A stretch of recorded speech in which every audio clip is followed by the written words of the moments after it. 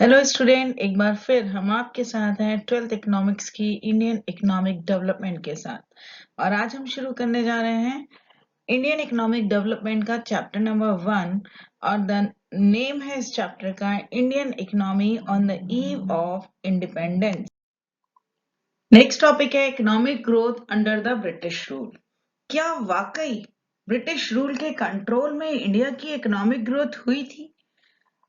इस बात को अगर हम थ्योरिकल देखा जाए तो ये कहा जाता है कि उस पीरियड में इंडिया की जो इकोनॉमिक कंडीशन थी वो बिल्कुल भी ग्रोथफुल नहीं थी। कहा जाता था, यहाँ पे हमने आपके लिए 3 पॉइंट लिखे हैं।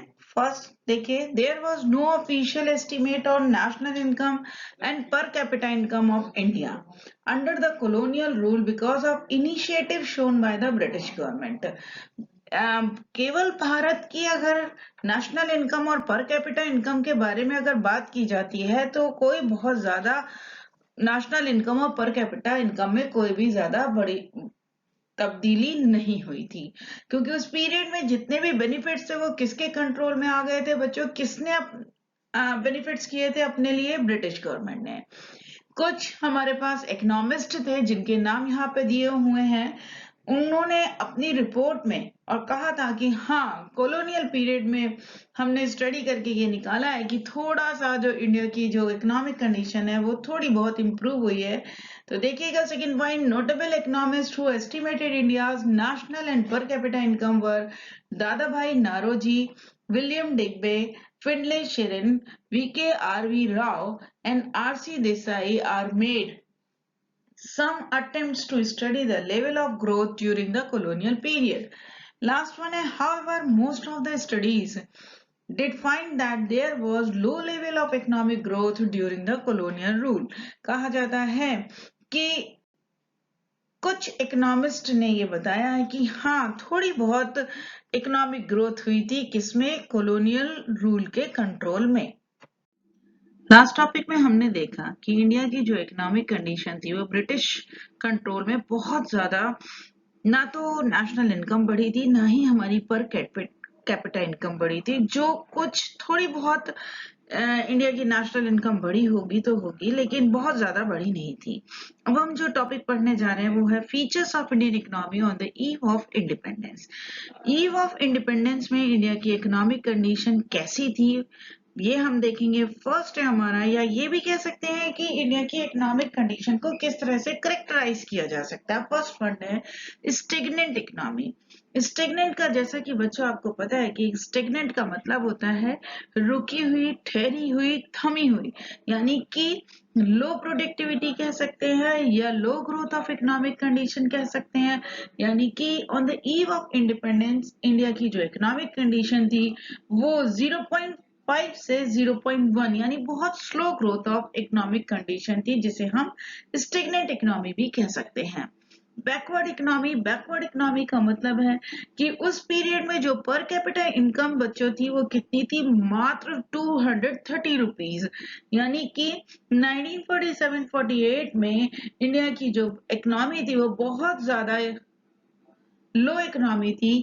पर कैपिटा इनकम के थ्रू ये शो किया जा सकता है, जो कि ₹230 थी उस पीरियड में, कि जो इकोनॉमिक कंडीशन थी वो बहुत लो लेवल की थी। एग्रीकल्चरल बैकवर्ड कहा जाता है उस पीरियड में नियर अबाउट 72% जो पीपुल थे वो सब एग्रीकल्चर ही किया करते थे, और एग्रीकल्चर में प्रोडक्टिविटी जो थी वो बहुत ज्यादा लो थी। और इसके साथ साथ ये भी कहा जाता था कि 1947-48 में नियर अबाउट 527 लाख टन का ही प्रोडक्शन देखने को मिलता था। इंडस्ट्रियल बैकवर्ड, इंडस्ट्रियल बैकवर्ड को हम किस तरह से डिफाइन कर सकते हैं? कहा जाता है कि उस पीरियड में ना तो बेसिक इंडस्ट्रीज हुआ करती थी ना ही हेवी इंडस्ट्रीज देखने को मिलती थी इंडिया में। इसके साथ साथ जितना भी स्मॉल स्केल और कॉटेज इंडस्ट्री थी वो सब भारत जो ब्रिटिशर्स जो थे वो सब एक्सप्लॉइट करके जा चुके थे। और इसी के साथ साथ हम बोल सकते हैं कि बच्चों की जो इंडिया की जो इंडस्ट्रीज की कंडीशन थी वो बहुत ज्यादा अच्छी नहीं थी। रैम्पट पॉवर्टी का मतलब है कि दिन पर दिन गरीबी जो थी वो भारत में बढ़ती जा रही थी। लोग बहुत ज्यादा गरीब होते चले जा रहे थे क्योंकि पॉपुलेशन बढ़ रही थी, रिसोर्सेज हमारे पास कम थे, टेक्नोलॉजी नहीं थी, अनएम्प्लॉयमेंट था।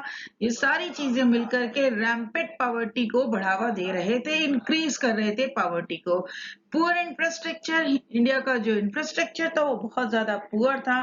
फिर वो बच्चों चाहे ट्रांसपोर्टेशन में इंफ्रास्ट्रक्चर हो या कम्युनिकेशन में हो या रेलवे में हो या अदर पावर जनरेशन में हो, हर जगह कहा जाता था कि इंडिया का जो इंफ्रास्ट्रक्चर था वो बहुत ज्यादा अच्छा नहीं था। हैवी डिपेंडेंसी ऑन इंपोर्ट कहा जाता था कि इंडिया बहुत बड़ी मात्रा में जो मशीन्स था वो क्या करता था, इंपोर्ट करता था।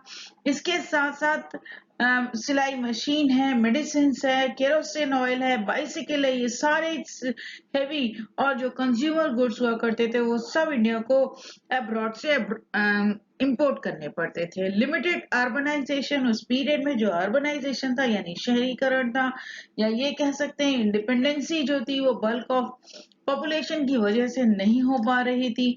इंडिया की जो ग्रोथ अर्बनाइजेशन का जो परसेंटेज था वो दिन पर दिन घटता जा रहा था। सेमी फिडल इकोनॉमी में हम ये डिफाइन कर सकते हैं कि उस पीरियड में जो वो पूरी इकोनॉमी थी वो फिडल इकोनॉमी थी, कैपिटलिस्ट इकोनॉमी नहीं थी। Feudal economy in the sense कि बहुत कुछ डिपेंडेंसी किसके ऊपर थी, फिडोलिस्टिक मोड में थी। इसके साथ साथ जिसे हम लो प्रोडक्टिविटी या low productivity leads to backwardness के नाम से भी एक्सप्लेन किया जा सकता है। कॉलोनियल इकोनॉमी, जैसा कि टॉपिक से समझ में आ रहा है, कॉलोनियल इकोनॉमी ये कोई इंडिया की इकोनॉमी नहीं थी, ये किसकी इकोनॉमी थी, ब्रिटिश की इकोनॉमी थी। इसीलिए हम इसको कॉलोनियल इकोनॉमी से डिफाइन कर सकते हैं कि उस पीरियड में जितनी भी ग्रोथ हुआ करती थी वो सब ब्रिटिश इकोनॉमी के नाम से जाना जाती थी। इसको हम एक लाइन में डिफाइन कर सकते हैं बच्चों कि जो कॉलोनियल इकोनॉमी थी उसका बेसिकली टारगेट क्या था कि exploitation of the Indian economy for the benefits of the British economy, यानी कि अपने मुनाफे के लिए ब्रिटिशर्स इंडिया की इकोनॉमी को बहुत बड़ी मात्रा में नुकसान पहुंचाने की कोशिश करते रहते थे। नेक्स्ट टॉपिक है agriculture sector on the eve of independence. यहाँ पे हमारे पास 7 पॉइंट्स है। फर्स्ट वन है लो production and productivity, high degree of uncertainty. Third है dominance of subsistence farming, gulf between the owners of the soil and tillers of the soil. Fifth one है small and fragment holding. Sixth, land revenue system under the British rule. Last one है forced commercialization of agriculture. First point की अगर हम बात करते हैं तो लो production and productivity, उस पीरियड में जो प्रोडक्शन और प्रोडक्टिविटी थी दोनों ही बहुत ज्यादा कम था। रीजन ये था कि प्रोडक्शन और प्रोडक्टिविटी दोनों एक दूसरे से जुड़ी हुई थी, ना तो प्रोडक्शन ही ज्यादा हो पा रहा था। जब बच्चों प्रोडक्शन ज्यादा नहीं हो पाएगा तो उन चीजों की यूज यानी प्रोडक्टिविटी भी बहुत ज्यादा कम थी। High degree of uncertainty, agriculture जो थी वो बहुत ज्यादा अनसर्टेन था क्योंकि उस पीरियड में जो किसान थे वो बहुत ज्यादा बारिश के ऊपर डिपेंड करते थे। जब बारिश होगी तो फसल को पानी मिलेगा और तभी फसल पक के तैयार होगी। Dominance of subsistence farming, most of the farmers grow the you subsistence farming, आप पहले की क्लासेस में 10th में भी पढ़ चुके हैं। सब्सिस्टेंस फार्मिंग का मतलब होता है production of food grain for self consumption, यानी किसान उतना ही उस पीरियड में उगा पाता था, उतनी ही फसल को बोता था जितना वो खुद कंज्यूम कर सके। नेक्स्ट है gulf between the owners of the soil and tillers of the soil, कहा जाता था कि ओनर और टिलर दोनों के बीच में बहुत ज्यादा गल्फ, बहुत ज्यादा द्वंद था, बहुत ज्यादा जो रिलेशन थे वो बहुत ज्यादा अच्छे नहीं थे क्योंकि जो लैंड ओनर्स हुआ करते थे उनके खेतों पे जो भी टिलर्स सॉइल जो टिलर्स करते थे यानी खेतों पे काम करते थे उनको फसल का कुछ ही हिस्सा मिल पाता था जबकि पैसे इतने ज्यादा नहीं मिल पाते थे। फिफ्थ वन है small and fragmented holding, topic से ही क्लियर है। स्मॉल इन द सेंस खेत जो हुआ करते थे वो बहुत ज्यादा बड़े नहीं हुआ करते थे।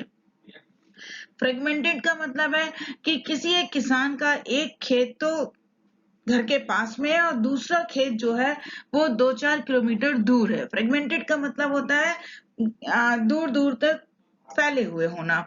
यही एक कारण था कि किसान जो था एक जगह पे बहुत ज्यादा मात्रा में फसल को नहीं उगा पाता था, छोटे और फ्रेगमेंटेड खेत होने की वजह से।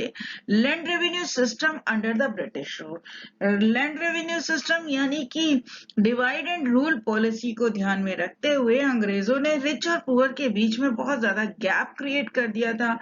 और यही बात अगर हम कहें कि किसानों ने जमींदारी सिस्टम भी उस पीरियड में इंट्रोड्यूस किया था।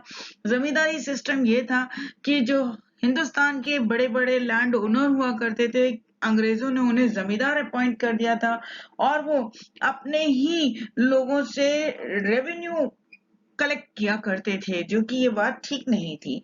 फोर्स्ड कमर्शलाइजेशन ऑफ एग्रीकल्चर, और हिंदुस्तान के किसानों के ऊपर दबाव डाला जा रहा था कि एग्रीकल्चर को कमर्शलाइज किया जाए। कमर्शलाइज का मतलब है कि आप लोग पढ़ चुके हैं 10th क्लास में, इंडिगो प्लांटेशन के ऊपर बहुत ज्यादा जोर दिया गया था कि आपको नील की खेती उगानी पड़ेगी।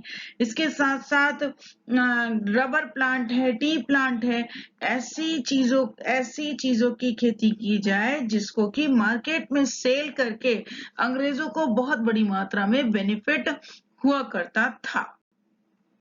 स्टूडेंट्स, इन टॉपिक्स को ध्यान में रखते हुए मैंने आपके लिए कुछ इंपॉर्टेंट क्वेश्चन, जो सीबीएसई के अकॉर्डिंग कुछ इंपॉर्टेंट क्वेश्चंस हैं, ये मैंने आपके लिए लिखे हैं। आप, I hope you all prepare these questions. Thank you.